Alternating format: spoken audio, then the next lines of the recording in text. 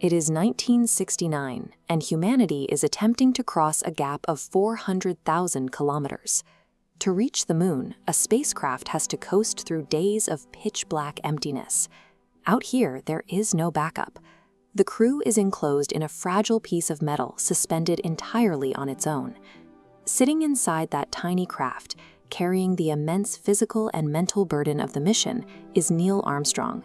He is navigating a space that pushes human experience entirely off the map, right to the absolute edge of survival. The descent relies entirely on a single engine, and the crew goes into the maneuver knowing that once they fire it, the machinery might simply fail to start up again. If that engine fails, there is no rescue mission. They would be left drifting, stranded permanently in the dark. While the public watches a highly calculated scientific endeavor, the reality inside the cockpit is a high-stakes gamble with orbital mechanics. But the engine does fire. Now, a new threat takes over. A fuel gauge, dropping steadily, becomes the single most critical instrument on the console.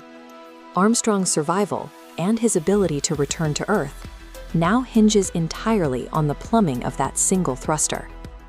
As the module descends toward the surface, the final, active phase of the landing begins. But the onboard computer is making a fatal error. The automated sequence is guiding the module directly toward a dense field of boulders. Look at this surface. The lunar landscape is jagged and unforgiving. Missing the landing zone and clipping the lip of one of these craters means the module will tip over and violently crash. Seeing the terrain, Armstrong makes a split-second call. He completely disables the automated descent and takes manual control of the spacecraft. He is now flying a falling building by hand, trying to spot a patch of flat dust in a landscape completely hostile to human arrival. Skimming just above the ground, Armstrong steers the craft forward, desperately scanning for a clearing. This visualization shows the craft's rapidly dropping propellant levels. They now have less than 60 seconds of fuel remaining. If that dial hits 0 before the landing pads touch the ground, the engine cuts out completely, and the module drops like a stone. Every maneuver expends precious droplets. Armstrong balances forward momentum against a rapidly closing window of survival. Back on Earth, entire cities come to a standstill. The entire world holds its breath, listening to the static of the audio feed. Then, with seconds to spare, the metal footpad touches down. A fraction of a minute's worth of fuel was the only barrier between a successful arrival and a scattered wreck in the dust. The violent roar of the descent engine suddenly cuts off.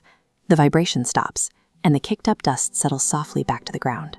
Armstrong steps off the landing pad and presses his boot directly into the gray powder. It is an alien environment, absolutely still and untouched for billions of years.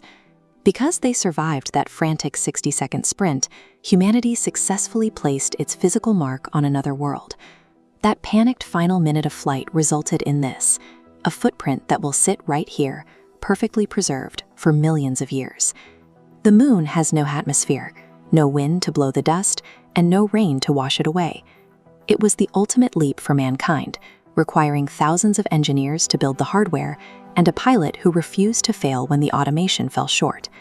It proved that human ingenuity and nerve can bridge staggering distances.